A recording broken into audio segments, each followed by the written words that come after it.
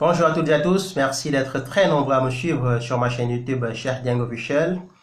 J'essaie souvent de commenter l'actualité en donnant mon modeste point de vue par rapport à des événements qui se passent dans le monde. Je suis ici aujourd'hui pour commenter l'actu et le sujet qui domine l'actualité aujourd'hui, c'est la qualification de la France en finale de Coupe du Monde. La France a battu la Belgique hier sur le score de 1-0, un but de Samuel Umtiti. Et la France s'est qualifiée pour la finale de la Coupe du Monde pour la 3e fois de son histoire. La première fois c'était en 98, la deuxième fois c'était en 2006 et cette fois-ci ça sera en 2018. Je profite de cette occasion pour dire bravo aux Bleus, félicitations à la France, même si je ne supporte pas l'équipe de France parce que moi je suis sénégalais. Mon équipe a participé à cette Coupe du Monde mais a été très vite éliminée parce que malheureusement on n'a pas eu la chance d'avoir une bonne équipe qui aurait pu donc nous permettre de nous qualifier en quart de finale, voire en finale et gagner la Coupe du Monde. Mais on ne se décourage pas, on leur donne un peu de confiance. On espère qu'ils vont revenir dans 4 ans pour faire ce que les Français ont fait cette année, c'est-à-dire se qualifier pour la finale de la Coupe du Monde. Alors, hier c'est la France blanc, black, beurre, la France multiraciale qui a gagné.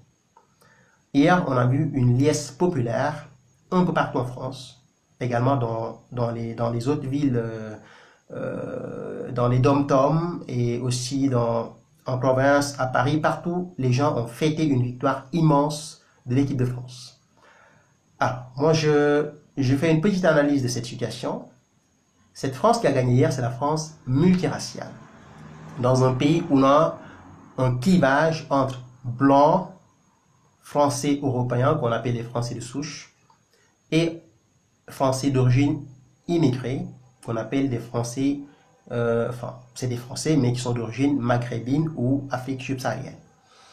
Alors, il y a une confrontation entre ces deux France-là, on ne peut pas nier. Il y a un clash, une confrontation entre ces deux France-là, entre une France blanche qui estime que cette France d'origine immigrée ne veut pas s'intégrer, et cette France d'origine immigrée qui estime qu'elle est oubliée, voire marginalisée par cette France blanche. Alors, pourtant, malgré ce clivage qui existe au sein de la société française, malgré cette division qui existe au sein des Français entre les blancs et les non-blancs, on a une France multicolore, multiraciale, qui excelle toujours dans le domaine du sport, notamment dans le football. En 98, ils ont gagné la Coupe du Monde. C'était la France de Thierry Henry. C'était la France de Thuram. C'était la France de Laurent Blanc, de Didier Deschamps. En 2006, ils n'ont pas gagné la Coupe du Monde. Ils ont perdu face à l'Italie. Mais c'était encore la France multiraciale qui est arrivée à la finale de la Coupe du Monde en provoquant, on va dire, en suscitant l'immense joie des Français.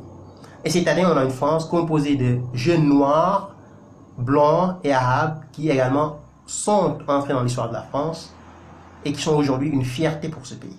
Je parle de Paul Pogba, je parle de Hugo Lloris, je parle de Antoine Griezmann, je parle de N'Golo Kanté, je parle de Blaise Matuidi, de Samuel Umtiti et les autres. Et d'Aderami et tous les gens qui sont d'origine maghrébine. Alors, la victoire de la France est cette immense joie suscité par cette victoire d'une France multicolore, nous montre encore qu'il y a de l'espoir dans ce pays. Aujourd'hui, il y a des gens du Front National qui défendent la thèse selon laquelle le vivre ensemble n'existe plus en France. Quelque part, ils n'ont pas tort, parce que quand on voit au niveau de la société française cette fracture qui existe entre les Français d'origine immigrés et les Français blancs, quand on voit la situation des gens de banlieue qui sont majoritairement des Noirs et des Arabes, qui sont totalement marginalisés, oubliés, on se dit qu'il y a un problème. Le vivre ensemble ne marche pas tel qu'on le souhaitait. Par contre, penser que ce vivre ensemble-là est la situation actuelle de la France, pour moi, c'est une erreur. Parce que cette France multicolore excelle dans le football à travers des joueurs qui sont noirs, blancs et arabes. Et je pense que la seule différence entre cette France multicolore qui excelle dans le football et cette France multicolore qui n'arrive pas à s'entendre sur le plan social, c'est que les deux ont un objectif différent.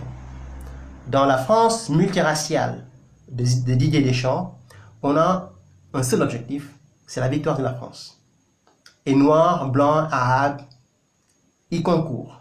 Ils se battent tous les jours pour faire de la France un pays qui gagne, une nation qui gagne, et redorer l'image de la France à travers le monde. On a entendu hier le discours de Mbappé à la fin du match, quand il a dit que les joueurs français allaient tout donner, tout, quitte à perdre leurs jambes sur le terrain de foot pour gagner la victoire, pour gagner la finale contre l'équipe qui va gagner aujourd'hui, la Croatie ou l'Angleterre, pour remporter la Coupe du Monde. Donc c'est un discours qui résume l'état d'esprit des joueurs français, noirs, blancs et arabes, qui sont préoccupés, qui ne se préoccupent que par une seule chose, la victoire de la France dans cette Coupe du Monde. Et malheureusement, dans la société française, on n'a pas cet objectif. On a une France blanche qui tente de ternir l'image de ces jeunes noirs et arabes parce qu'ils ont un comportement qui pose un problème. Et on a une France noire et arabe qui refuse de s'intégrer, qui bafoue les lois, qui insulte la France et tout ce qui représente la France, et qui sont même prêts à brûler les drapeaux de la France.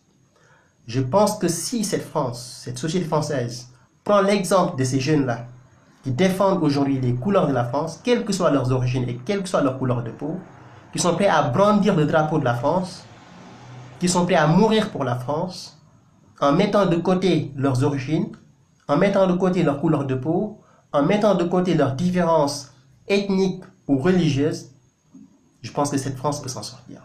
Donc cette victoire de la France multiraciale, multicolore, nous prouve encore qu'il y a de l'espoir dans ce pays. Et que si on prend l'exemple de ces jeunes qui défendent les couleurs de la France en dehors de leur pays, loin de leurs parents, je pense qu'on peut s'en sortir. Mais évidemment, il y a des gens qui ne veulent pas que cela se passe. On a une France blanche, raciste, il faut dire, c'est une réalité. On a une France noire et arabe qui se cachent derrière la victimisation, qui foutent le bordel et qui pensent qu'en réalité, ils sont marginalisés, ils sont oubliés, alors qu'en réalité, ils ne font pas les efforts qu'il faut pour faire partie de ce rêve français, qui est donc de faire en sorte que la France soit un pays grand et qui gagne. Donc voilà ma lecture de la situation. Cette France qui gagne, et qui gagne dans le domaine du football, devrait servir d'exemple à cette France, cette société française, de plus en plus divisée, qui se méfie des étrangers, et cette France d'origine immigrée également, qui se méfie des Français de souche, pensant qu'ils sont les dangers, pensant que c'est les méchants dans cette histoire. Si on prend l'exemple de ces jeunes de Didier Deschamps, qui est un entraîneur formidable, qui dans sa sélection n'a pas hésité à mettre dans cette France des Noirs, des Blancs et des Arabes pour gagner et faire gagner la France, je pense qu'aujourd'hui, cette France qui joue et qui marque les buts et qui gagne est l'exemple qu'il faut à la société française pour aller de l'avant.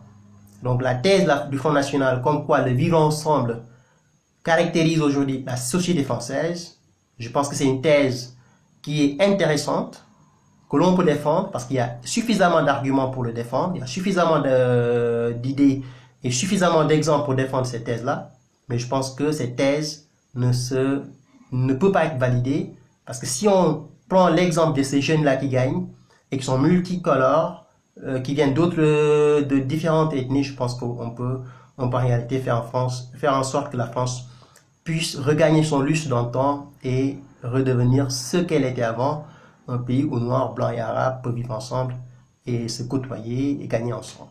Donc c'est mon point de vue par rapport à la situation, et j'espère que cette France multiraciale, composée par des Noirs, des Arabes et des Blancs, va gagner la Coupe du Monde et va faire la fierté de ce pays et la fierté de tous les Français, et va montrer au reste du monde que c'est une France qui en réalité excelle dans sa différence et excelle dans sa diversité.